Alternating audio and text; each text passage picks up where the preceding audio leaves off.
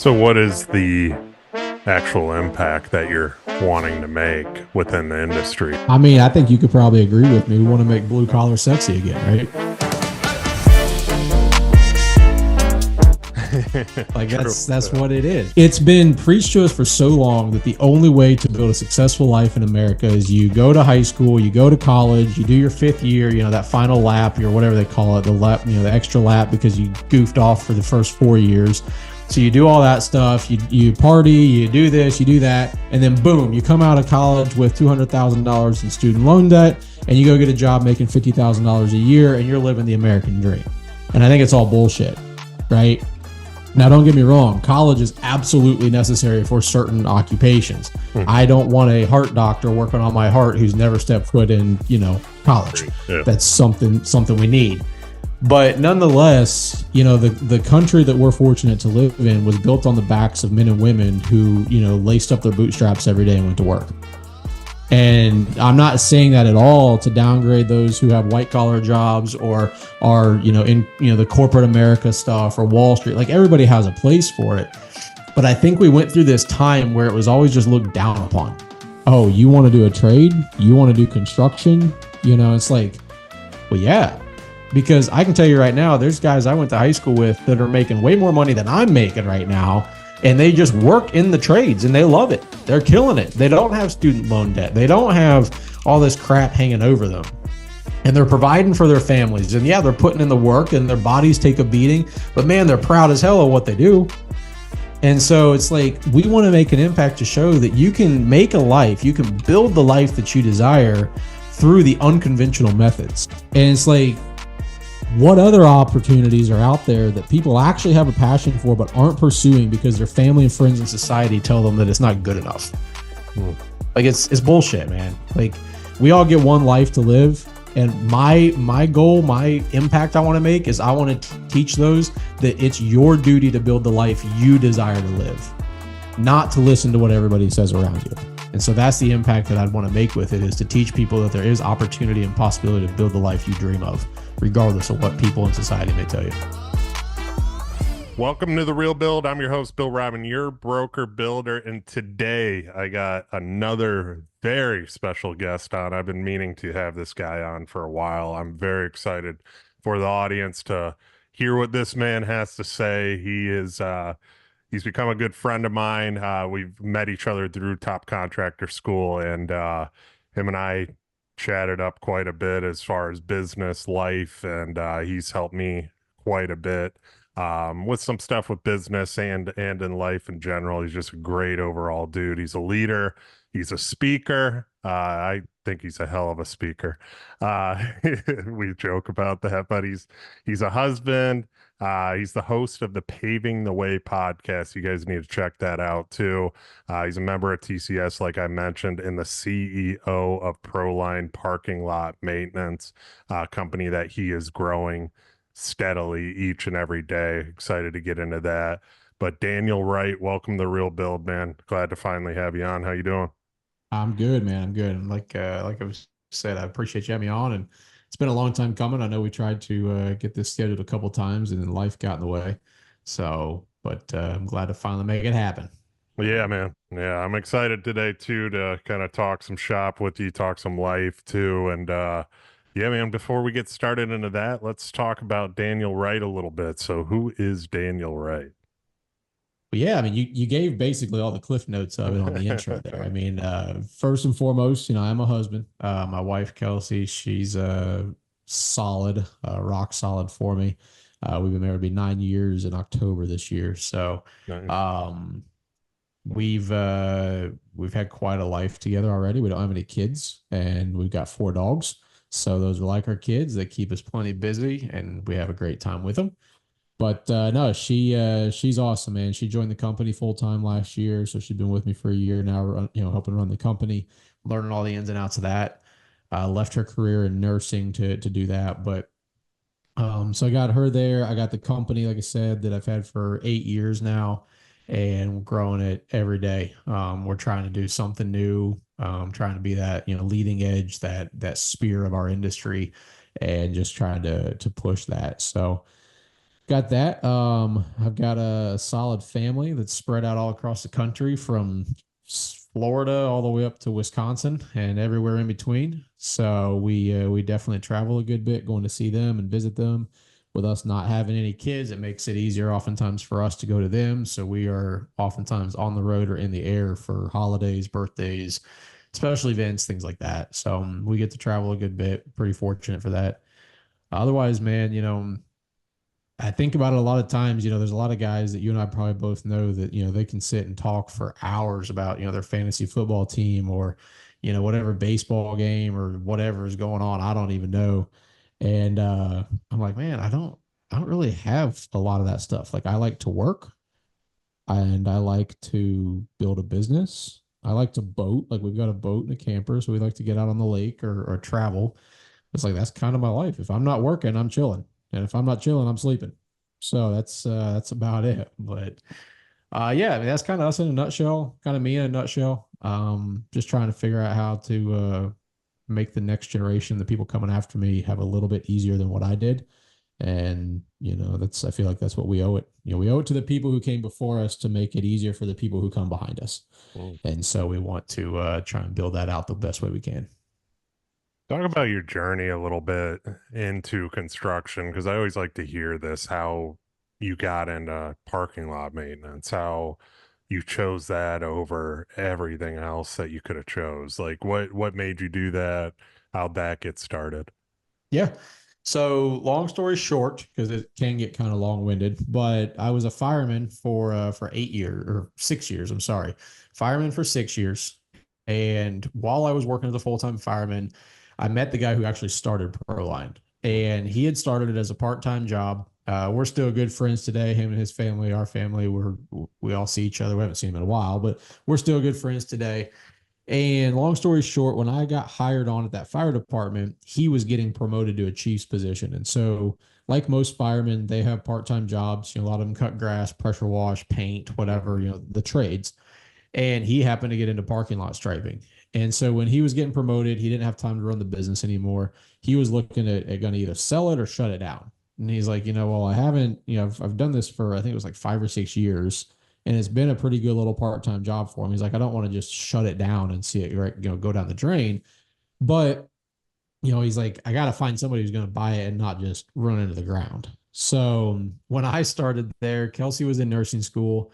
I was working as a full-time fireman, had another job as a part-time fireman, and then also had a lawn care and landscape company. And I remember he came up to me in the day room. It's like the living room of the fire station one day. He said, "Hey man," he said, "you seem to like to work. You want another business?" And I'm like, "Well, what do you got?" And because at that time I was the only one working in our house, because if anybody knows anything about nursing school, it's a full-time job in itself. So Kelsey really wasn't making much money. And then to top it all off, a year or so before when we got married, I had opened my mouth to her dad, and because he wasn't quite on board with us getting married yet, because we weren't really established, we didn't have anything really figured out. And I told him, I said, well, if your daughter marries me, I said, she's never going to have to worry about anything. And that's a promise. So at that point, I'm a man of my word. When I make a promise, I figure out how to do it, blood, sweat, and tears. And so at that point, I was like, shoot, we got to make more money. So he told me about parking lot striping. I was like, I've never even heard of it as a business.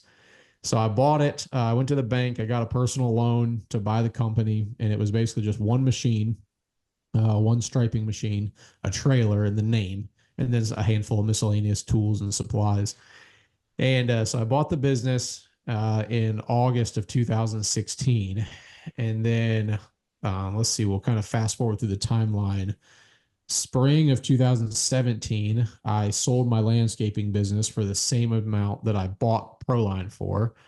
And then later, end of 2017, I left my part-time fire department job because I wasn't able to put in the training and the work that really needed to be done to stay a good member there.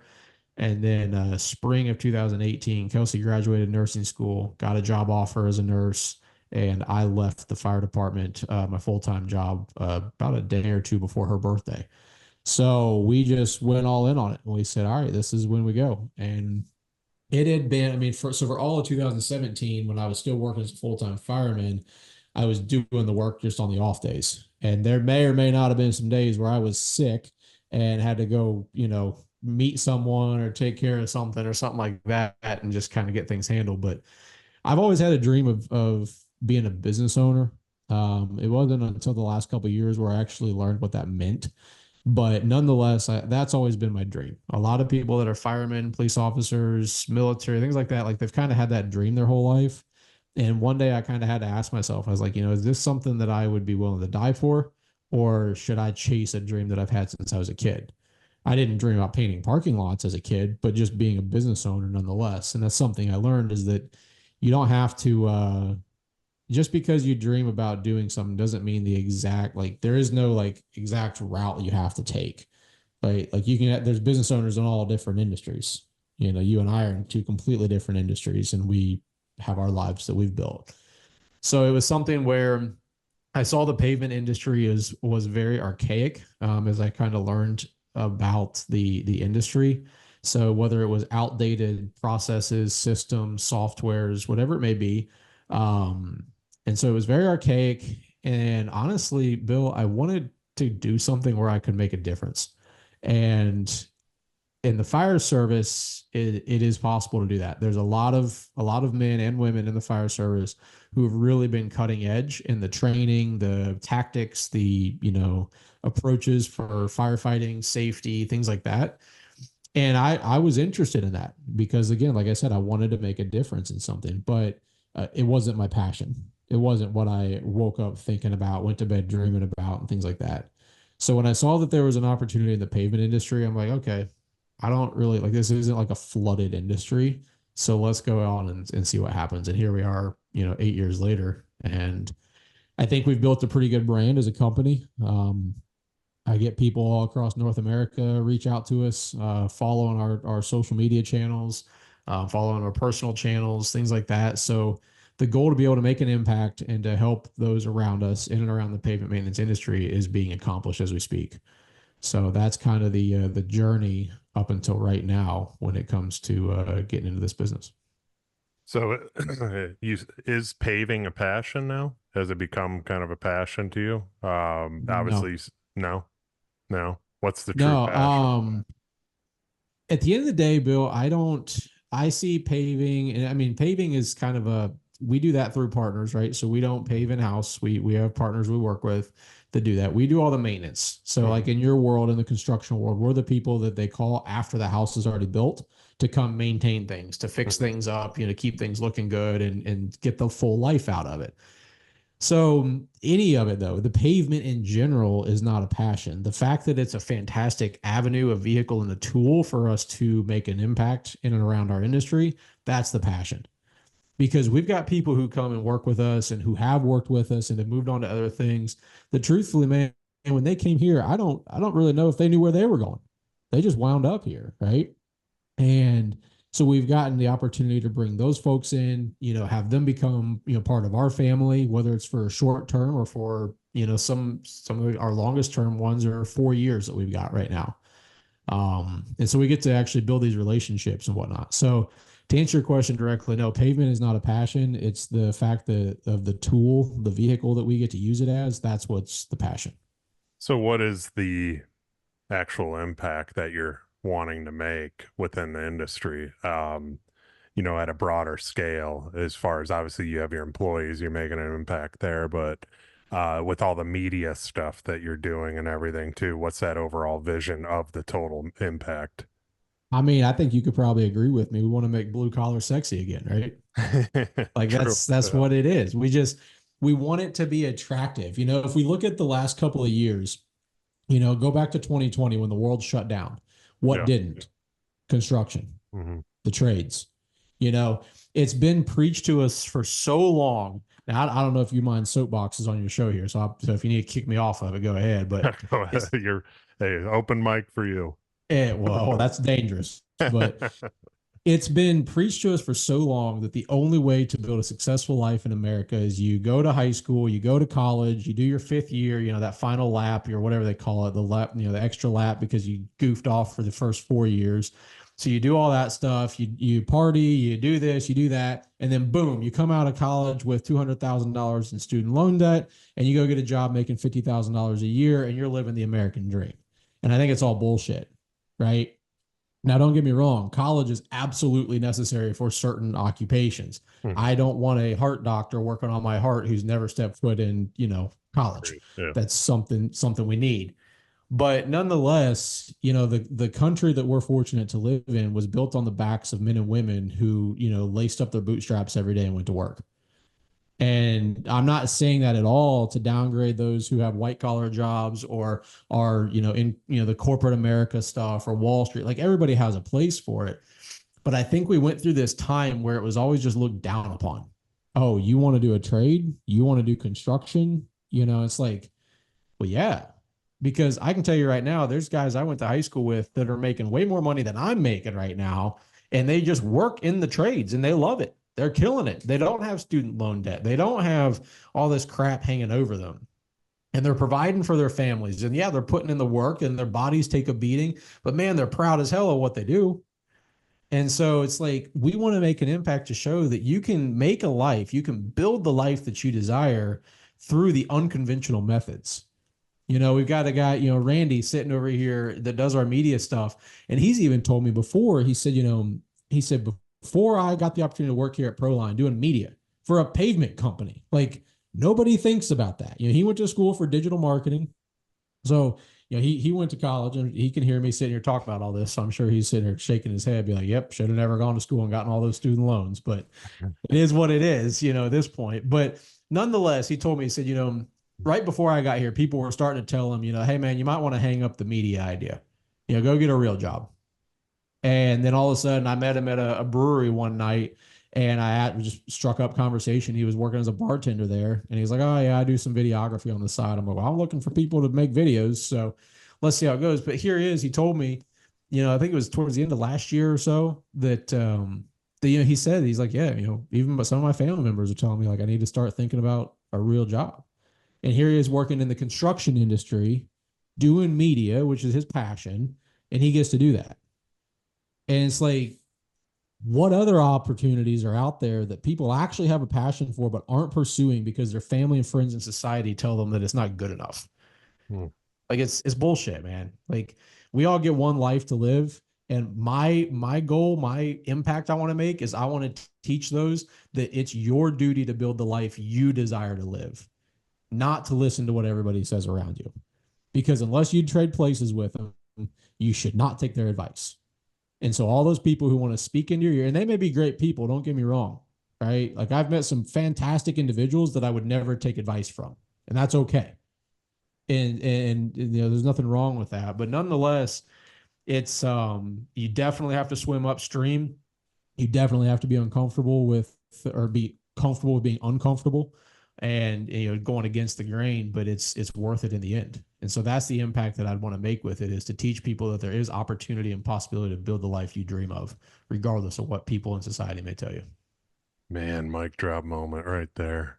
Well, that's it. I'll go ahead and take off. We're done. We're done here. No, no, man. Like I 100% agree with everything you just said there, because the trades, the trades, like when you said the trades are looked down upon too, they have been for so many years, and a lot of it is because of bad trades, Mm-hmm. bad companies, people that just don't give a crap about um, what the customer thinks, and you're changing that dynamic. I'm changing that dynamic as well by showcasing that we have integrity. We take care of our clients. I mean, I'm starting to video stuff now that I'm messing up, and talking about the mistakes. Just most people, most builders try and play perfection and play this role that everything is hunky dory that they do. Everybody knows that's not true. Mm-hmm. And I'm starting to show the things where we mess up a little bit more too, and how we're resolving these situations too. We have a tile deck. We built the house 3 years ago. It's out of warranty. The tiles, it's all cracking along the whole entire deck where the tile meets down to the actual slab. Mm-hmm. And it's because it wasn't sealed correct. I mean, there was basically they used the incorrect mud. They also didn't put a barrier down to. Long story short, water's getting underneath the tile. It's cracking and it's pulling everything up. I'm going to replace all that tile. Why? We don't have to do it. It's out of warranty. Yeah. Technically, I can claim it's not my fault, but it is our fault. It should Yep. have never happened. We don't use that tile installer anymore, so it's going to be all out of my pocket, but we're doing it to make it right. That's just who we Mhm. are as a company. Have integrity, do the right thing. It's probably going to cost us $10,000, $15,000 by the time it's said and done. But it's our reputation. It's who we are, and I'm going to showcase that too, because we Mhm. messed up. So admit, and I think a lot of what you're doing too, and what you just said there, you know, people are going to see that there is good trades out there. That's what this podcast is about, bringing on good business people, telling their stories of who they are, not just selling their companies, but selling themselves too. And that's what you are. That's who you are. You have integrity. You're a good company. You have great employees working for you, and you're trying to do better with the community, and you're trying to get more employees to see that you're a good company and to come and work with you guys so they can learn too and learn that the trades don't suck. There's a lot of Yep. opportunity out there. Yep.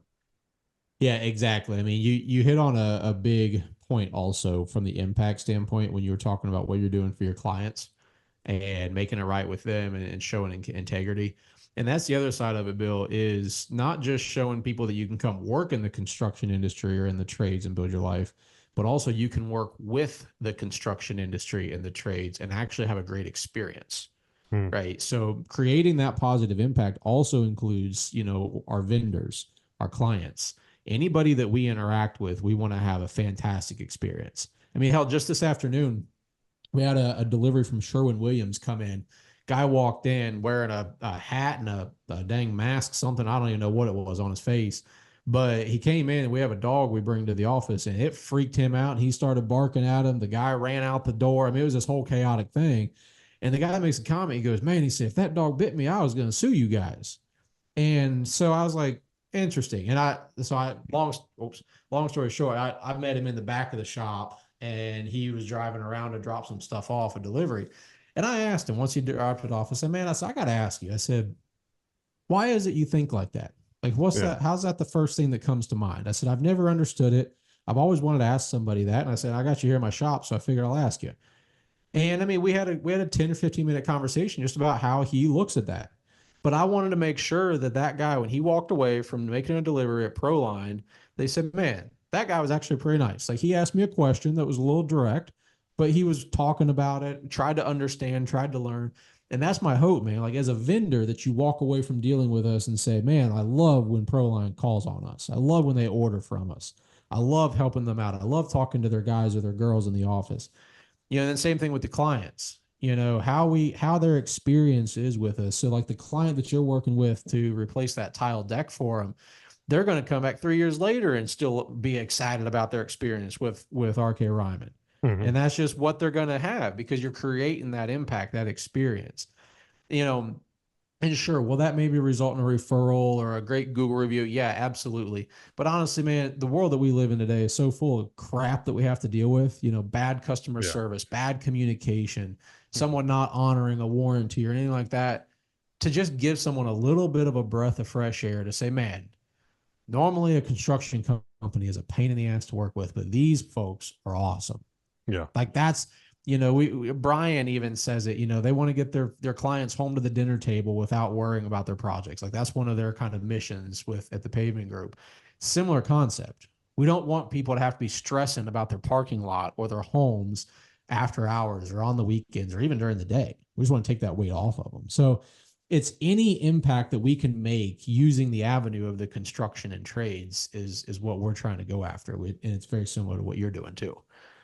So Yeah, I love what you said there too, about understanding people and asking questions too. A lot of contractors don't do that enough, and um asking the right questions like you did with that guy that said he was going to sue if the dog bit him. I mean, just talking to anybody and understanding them, that's a great trait that you have.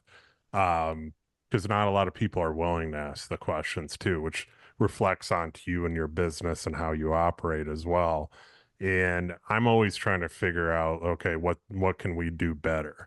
and you're the same exact way to where it's like, we're doing it this way, but how can we get the people to the dinner table, like you just said, to where they're not stressing about when we're going to close on their house and a lot of it's just communication and being upfront about why things are the way they are. I think a lot of contractors struggle with that too because they're afraid of the outcome more than the actual outcome's going to be if they actually just were straight up and honest with people and Hmm. blunt, and said how it is and how it's going. Obviously there's ways to say those things too.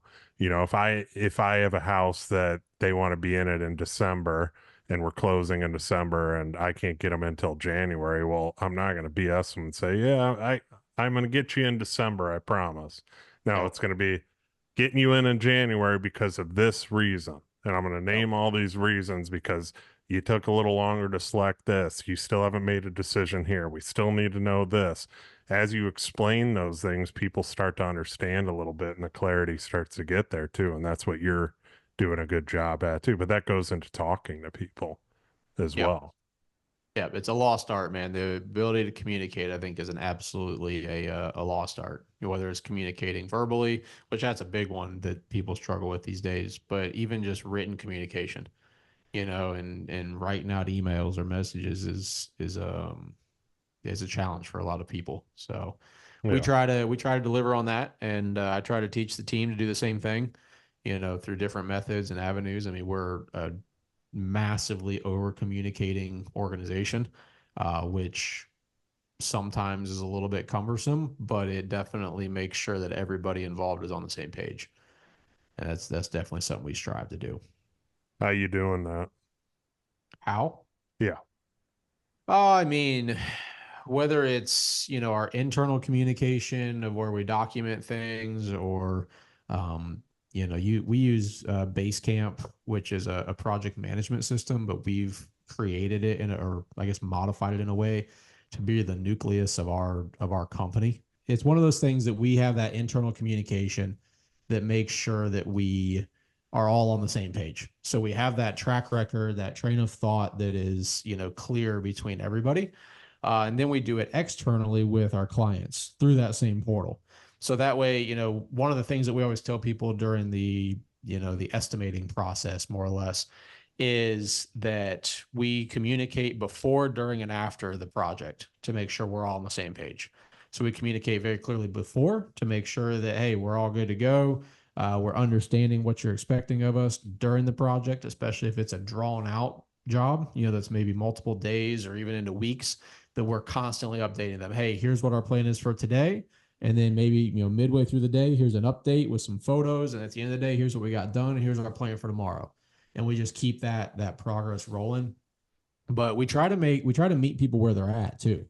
Some clients they prefer to text, which that's fine. But from a company standpoint and making sure we're kind of CYA on documentation, part of the thing is okay, if we're having text messages with clients about stuff, we just need to load those messages into Basecamp on that project card to make sure we're all on the same page. One for CYA, two, if God forbid somebody gets hit by a bus on the way home from work, that we can pick up where they left off and still take care of that client.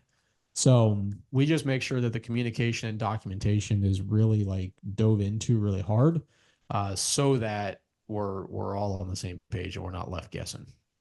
Yeah, it's huge, man. It's like I said, it's we're always trying to figure out better ways to communicate, always trying to figure out, what we're not utilizing correctly, what we should be utilizing correctly too. I know you're the same way.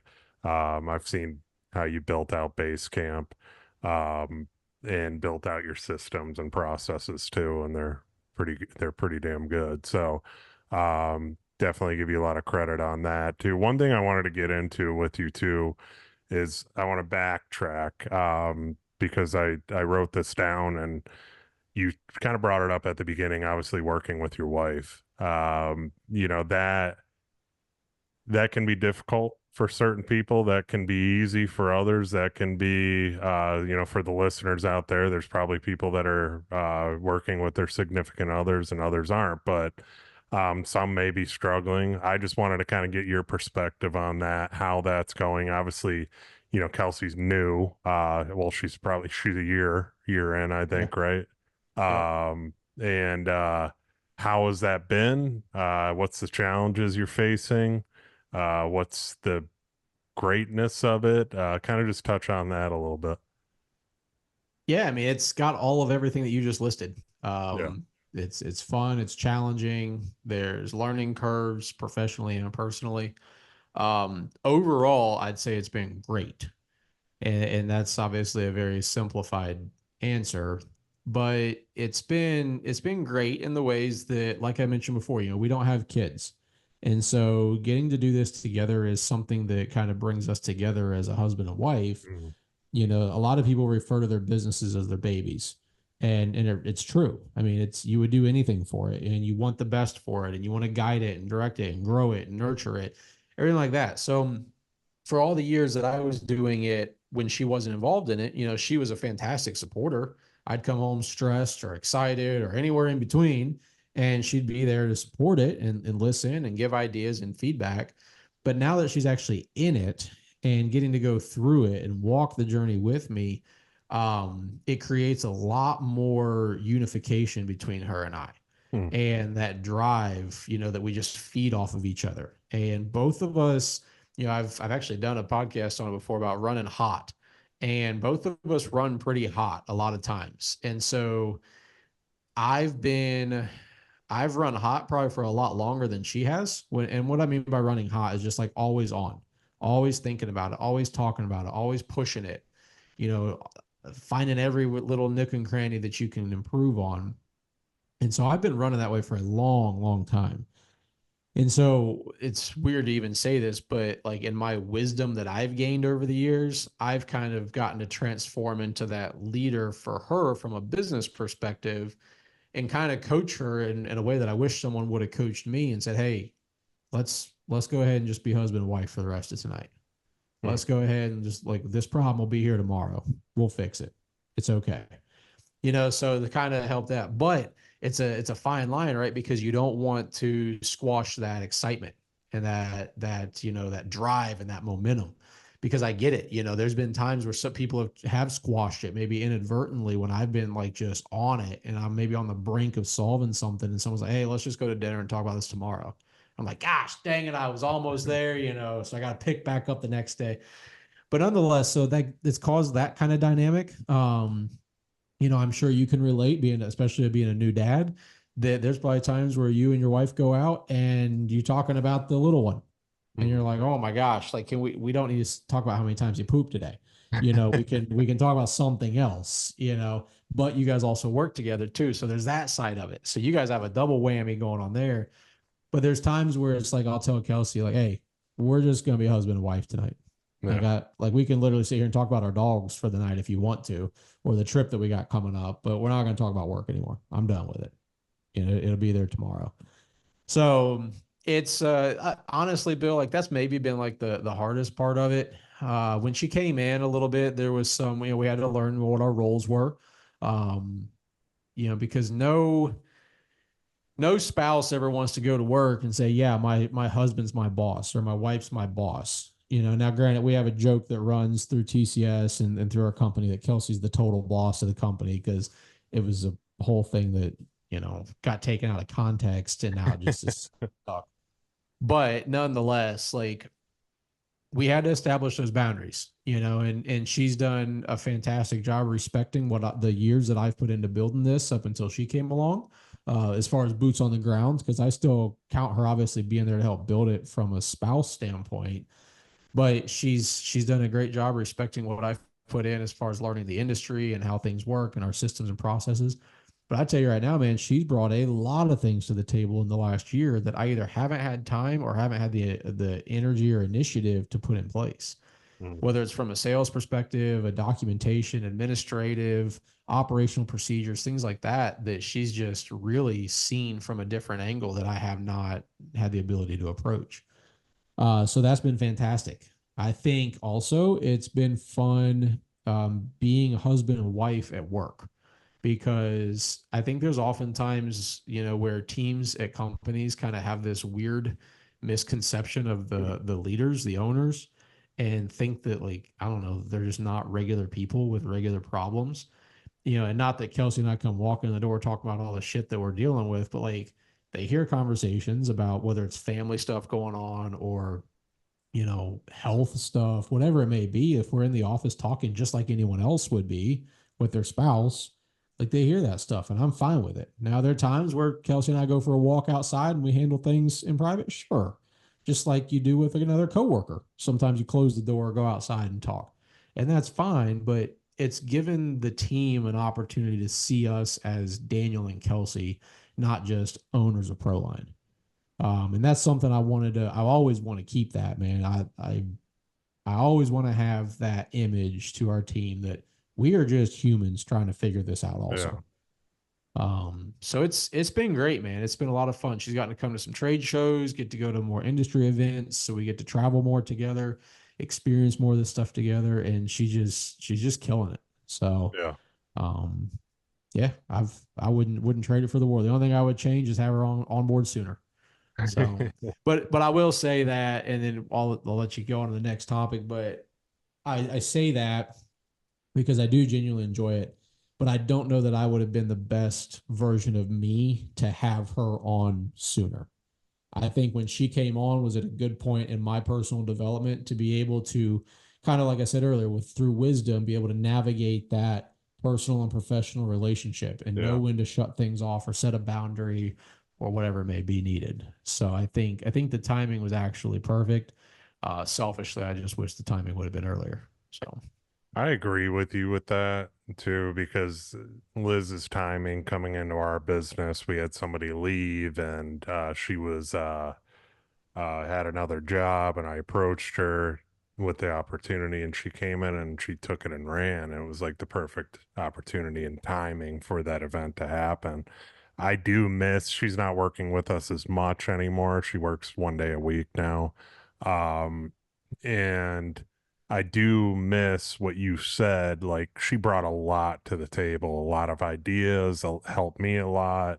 Was very good about the processes, systems, getting everything kind of in place and seeing those. She had a knack for that too, just like you talked about. Um, it was hard. The shut off of business was hard too outside of work. Because you're together all the time where you're in a work environment all the time, so it's easy to talk about it.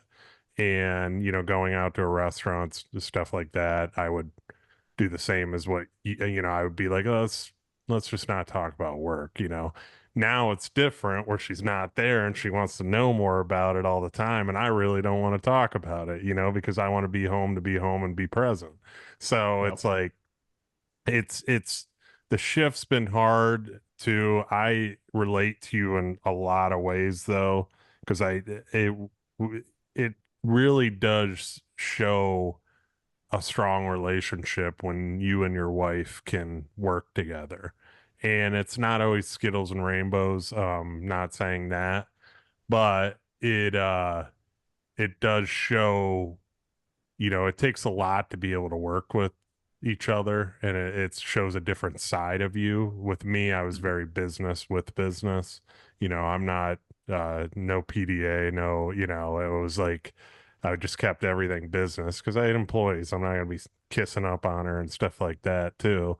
But it was she saw that side and respected that side too, and we worked very well together and meshed Mhm. very well. And I think you and Kelsey are the same too. So I could Yep. relate to you a lot as far as Yep. that aspect too.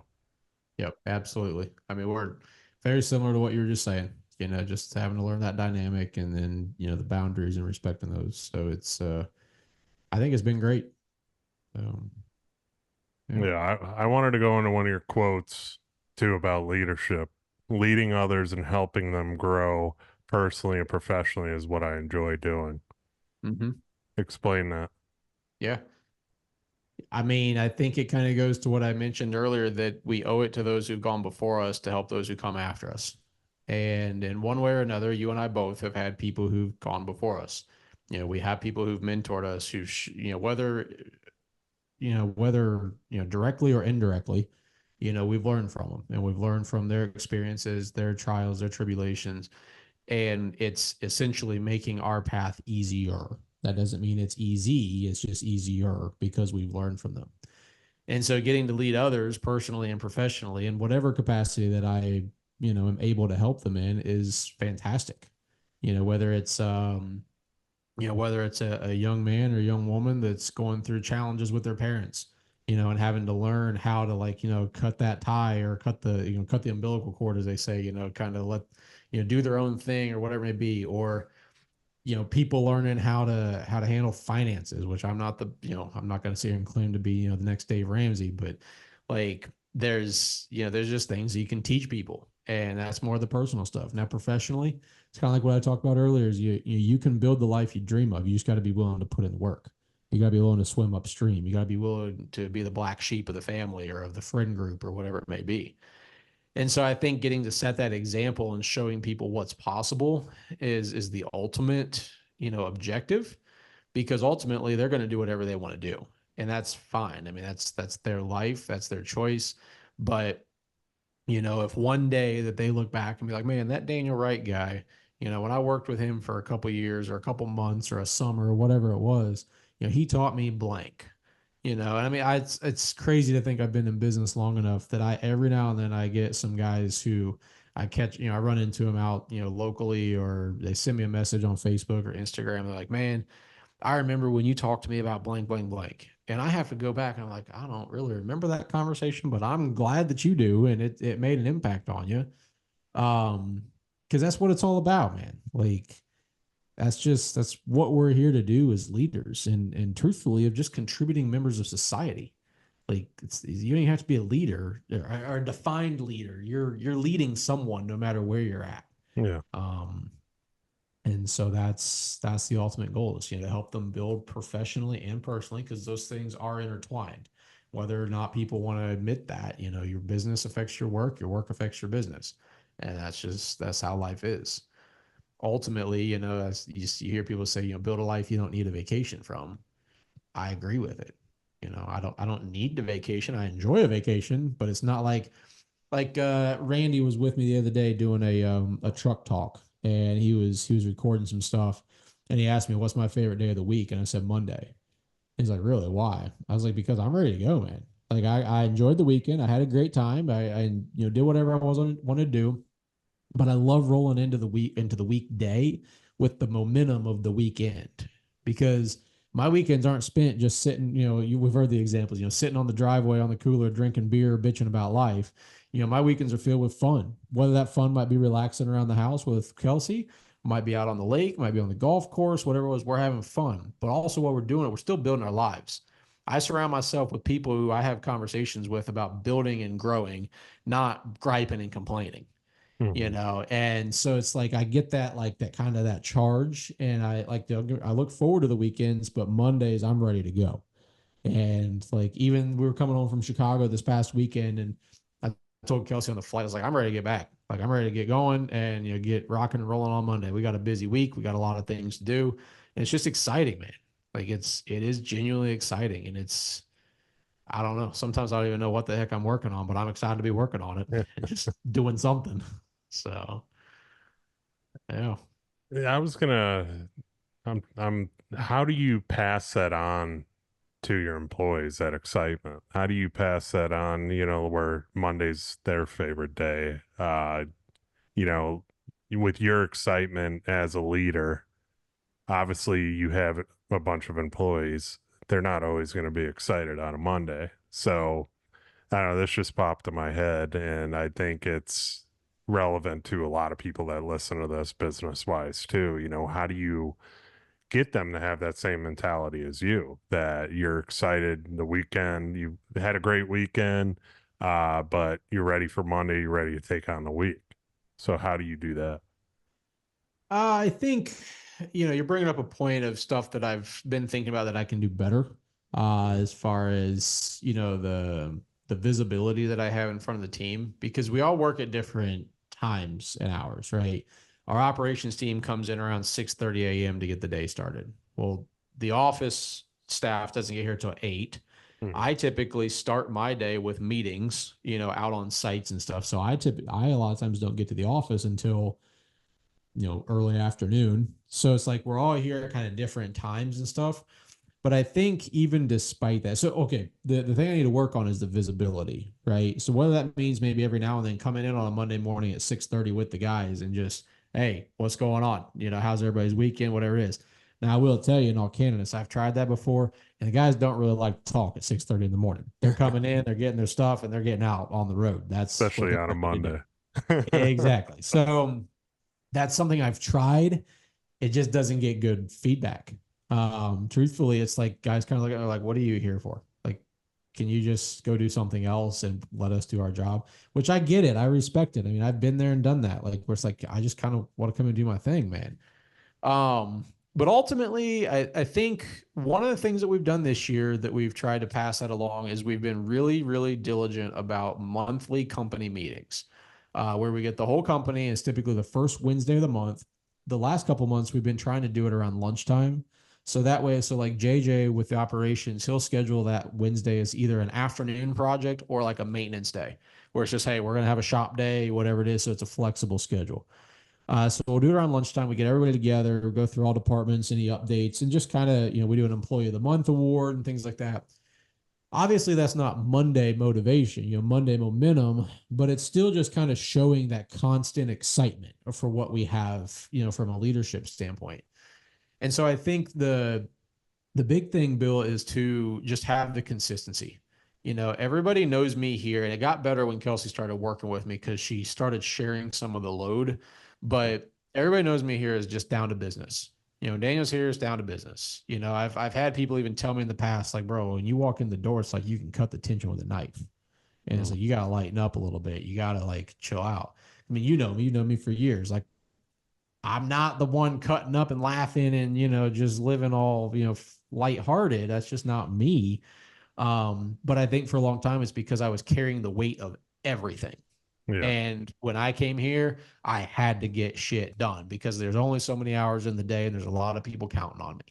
And so now that Kelsey's kind of been here to help carry some of that load, um, it comes in an expense, right? I mean, that's a load that my wife's now carrying, and she wears that home sometimes and whatever.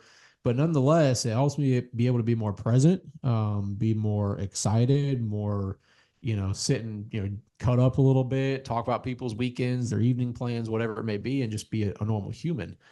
So I think to answer your question directly after that rabbit hole rant was to really just show that motivation to come in on Mondays with just being consistent. Just making sure that I try to show up the same version of me day in and day out. So that way, when they encounter me, they know like, okay, this guy is just always ready to go and always on. So that's what I try to do. Yeah, I like how you said too, with like Kelsey taking on some of that load too. It's able to let you lighten up too, because I do think that's important with your employees. To like, like we had a team meeting this morning. Typically we do our team meetings every week on Tuesday mornings. We don't do Mondays because Mondays are quite hectic and with the trades and how it all Nope. works, and nobody really wants to deal with Monday because everybody's the supers, everybody are out running around getting job sites going and scheduling and all that too. So we do them on Tuesdays, but we always joke around, we always have a good time during them, but then there's serious when we're serious too. And then they know when I'm serious, I'm going to be serious. And it helps quite a bit with the team, the communication. Um, but us as leaders too, we have to wear all these different hats too. We have to be approachable. We have to not be, super serious where people are afraid to approach us, because, we need to be the go-to when they need us and, Yep. check in on them and stuff like that too. So, I like what you said there too. One thing you said too is like, Kelsey sometimes carries things home with her. You probably do too. For the Mhm. people that are listening that do work, in relationship or have their significant other with them, or even if they don't, like, what's your advice not to bring work home? I just want to reflect on that because I'm trying to hit on things that affect people more, Yeah. with this too, because that is a major thing, wearing your work home. What are some strategies that you're doing there with that? I'm trying to get a little bit more diligent with setting the boundaries on the time in which we can discuss it, right? Okay. Because when we're at work, we're both running 100 miles an hour, sometimes in different directions, and we don't really get to catch up, from work related things. Hey, did you talk to so and so about this? Hey, did you see that email that came through? Hey, did you get that estimate out? Whatever it was, you don't get a chance to really talk a lot throughout the day. And then when we come home, we're like, oh, I'm with the person I needed to talk to about that thing today. Here we are. Whereas when it's your team, they go home to their life, you go home to your life, and you're like, oh, I'll talk to them tomorrow, whatever it is. Hmm. And honestly, Alex and Layla Hormozy, I'm sure you've heard their stuff, and they work together. And they're younger, they're in their young 30s, like Kelsey and I are. They don't have kids, and they're trying to build this empire just like we are. And I heard on one of their podcasts one time what they do a lot of times, they live in Vegas. And so they can walk to a lot of places, for dinner or whatever it may be. So they walk to dinner a lot. Or if they're not walking to dinner, they do maybe go for a walk when they both get home from work for about 45 minutes to an hour.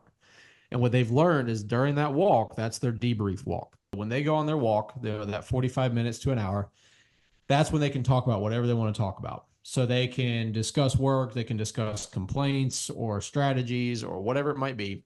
And so what I've been trying to kind of figure out is how does that work for Kelsey and I? So when we go home, walking isn't something that's maybe a mutual interest, but we have a really nice back porch that we had built onto our house last year, the year before. It's got like a nice screen and a ceiling fan, comfortable chairs. And she likes to go out and have like not even a glass of wine, like a little half a glass of wine or something like that. So a lot of times she gets home before I do. So I come home, she's already chilled out for a little bit. And then I say, hey, look, we'll sit out here. We can talk for 45 minutes or so for an hour. But whenever we get to dinner, I'm done talking about work. So we just kind of set that boundary and say, all right, well, we'll sit out here and talk for a little bit because you're gonna wear it home. And there's gonna be days, Bill, where it doesn't happen, where the boundaries don't get followed, where it's just, you know, I mean, last night honestly was a day where I just wasn't in a great mood. Hmm. And she asked me, she's like, "Are you good?" I'm like, "Yeah." She's like, "Well, you seem quiet." I'm like, "Honestly, I've been quiet all day." And probably was the weather or whatever. It's just like had a lot to do, but it's like, no, I'm good. But yeah, I did wear the day home. Right. So it's something we strive to do, not something we always, accomplish. But you just have to be clear on that. That's something I was taught by my grandparents who worked together for about 20 to 25 years is you got to be really clear on those boundaries and respect the boundaries. If the other person says they don't really want to talk about work the rest of the night, then don't talk about work and just be there as a spouse. So that's just something we really try to do and try to respect with each other. No, I love that, man, because it goes back into clear communication, like we talked about, and that goes into marriage too. It goes into business. It's life in general too. If you're not communicating feelings or how you feel, it's going to be a problem too, because she's going to be like, "What the heck is wrong with you?" too, and you're just Yep. saying you don't want to talk about it. You don't need to talk about it too, because I think a lot of people struggle with that. Especially working together, you're in business, it's like go, go, go all day. You're working with each other, and sometimes you're just over it. You don't want to talk about it. You want to just talk about other things in life too, even though it's hard. But no, I think huge, crucial points that you hit on there. I want to wrap this up with you, with the overall vision of where you're going with Proline too, because I've heard this from you, but I want the audience to hear it. Because you have such a passion for what you do. I see your passion, even when you spoke on stage, like you have passion behind everything you say too.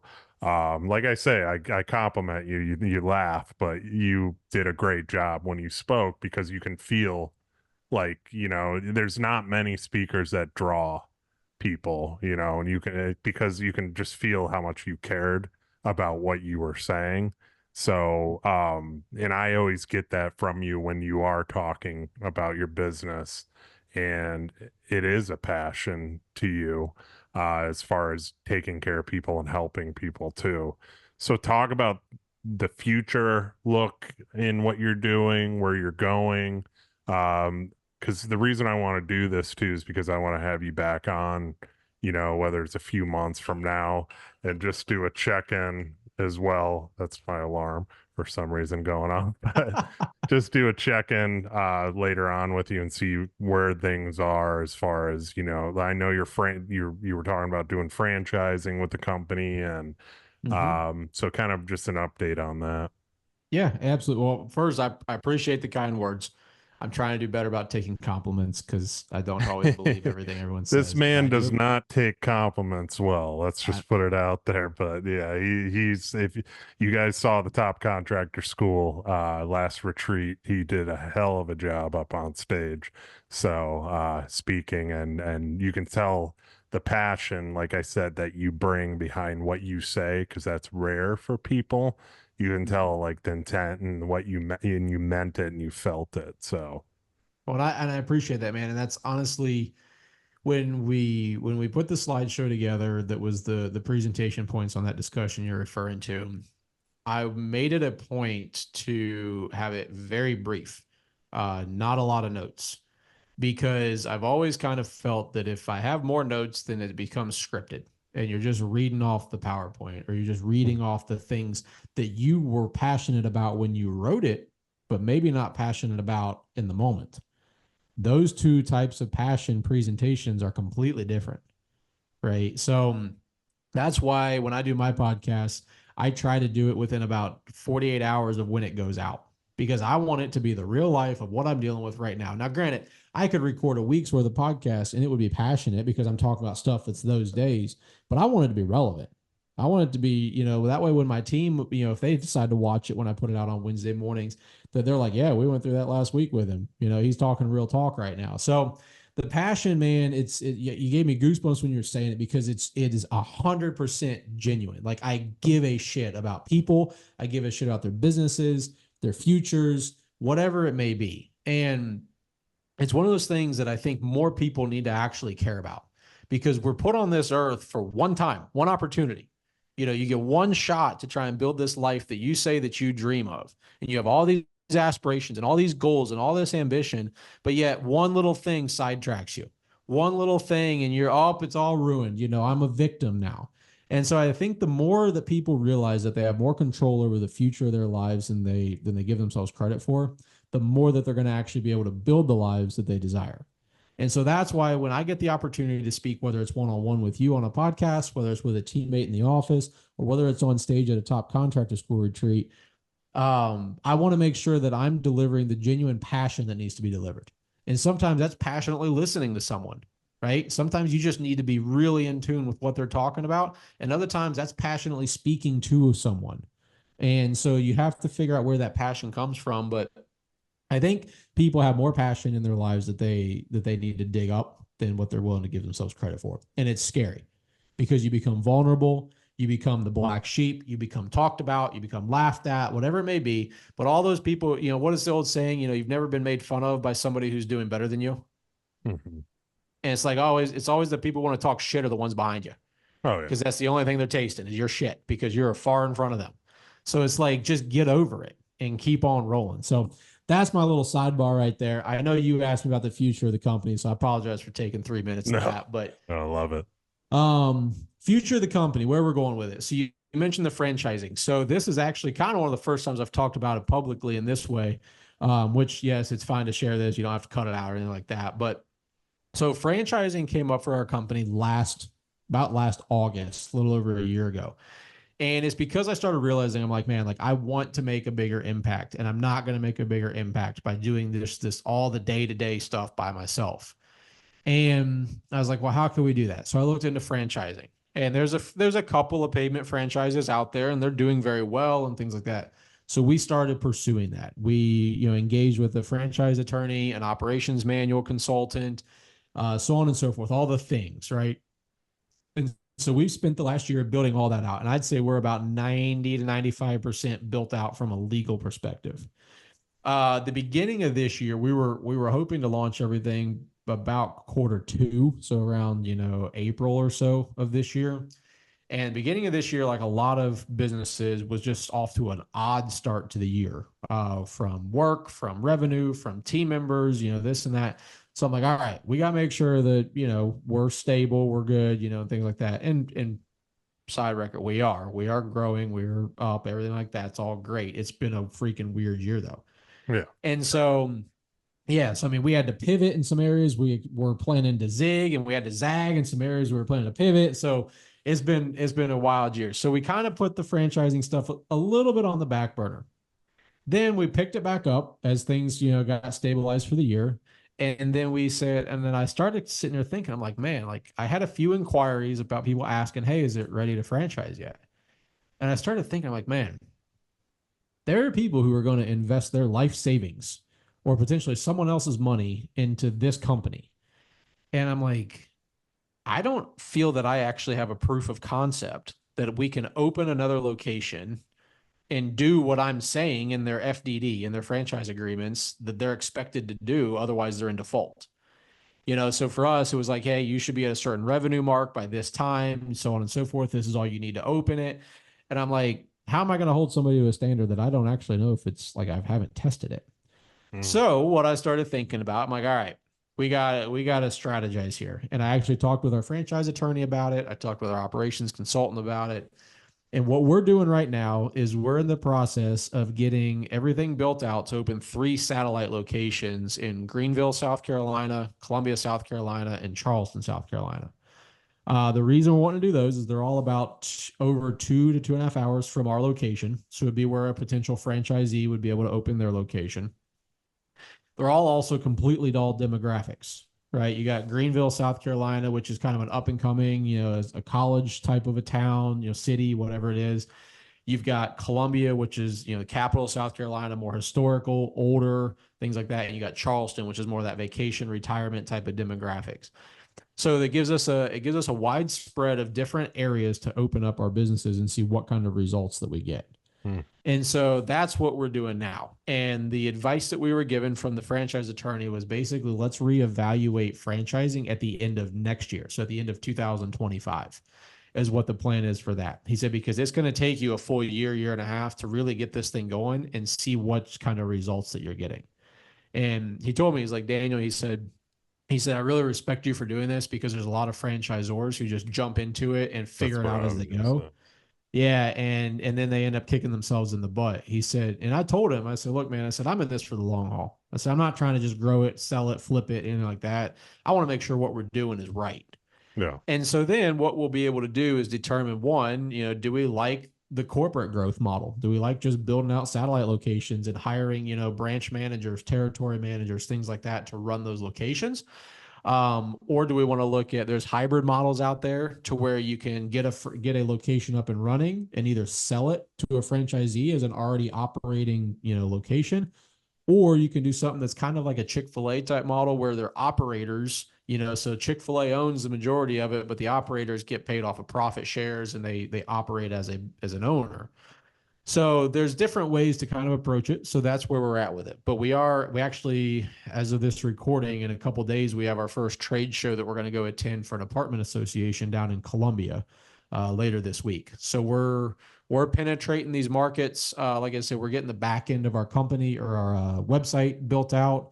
So that way, from Google search results, that we are actually legitimate. That we're not just saying that we're doing these things. We're going to put our money where our mouth is and do what we need to locally serve those markets. So that's the growth plan of it. And I think it'll be more beginning of next year that we actually see traction get hold on that, but we got to start planting the seeds now if we want to see the harvest in the spring. No, I have a lot of respect for you for doing it that way and evaluating things too, because a lot of people do just jump right into franchising and say, oh, here, yeah, I'm going to sell some franchises and best of luck to them, and Yep. you've heard it and I've heard it, the horror stories of that and people getting screwed and that get involved in these franchises. Then there's lawsuits and it's a complete mess and it just goes downhill. But that just shows you as a business owner and you going back reflecting on all the stuff you said in this episode in this podcast about how much you care too Mm-hmm. and how much you're setting up people and employees and future owners of your company for success Yep. because that matters to you. So that's why I like doing this. And kind of go in these full circle moments here, like we just did, is because it's people can listen to this and say, say, I hope they say that Daniel Wright is a good dude and I trust him and I want to get into business with him. That's the whole Yep. point of this, and or do business with them too, because this Yep. is for the client. So, no, man, this has been awesome. I have no doubt that and I'm excited for the future of this too, to have you on again in the future and check in, just because I know the progress is going to be made with you. It always has. You don't just talk the talk, you actually walk the walk. You're Yep. an example of that. So I got a lot of respect for you and what you do, man. And yeah, I know people will get a lot of value out of this episode. So appreciate you, man. I appreciate it, Bill. It's been a great time catching up.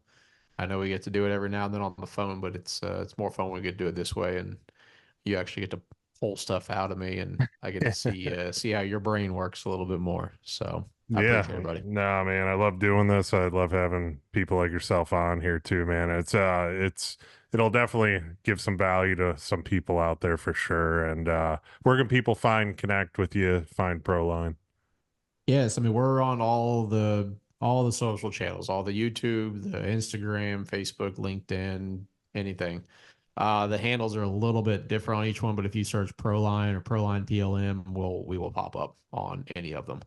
So we've got some killer content on YouTube. That's been a big push for us lately, as well as Instagram. So we've gotten some recruiting done off of Instagram. So yeah, I mean, follow along, and it's we make what did I say? We make blue collar work sexy again. So we have a lot of fun with it, and even though our media guy was messing with our camera during the podcast here, he does a freaking killer job at making everybody in the company look awesome. So, huge shout out to him on all those channels. And I'll have my media guy make this look awesome too. So, well, yeah, it's Yeah. a team effort for sure. Nah, man, appreciate you, brother. And yeah, thank you again for coming on. And for everybody listening out there, thank you. Please share this show, goes a long way. Share with your friends and family. You guys have been doing a good job of that. So I appreciate that. Like, comment, subscribe, 5-star reviews goes a long way only. Obviously, that's what this one deserves. And we will see you guys on the next episode.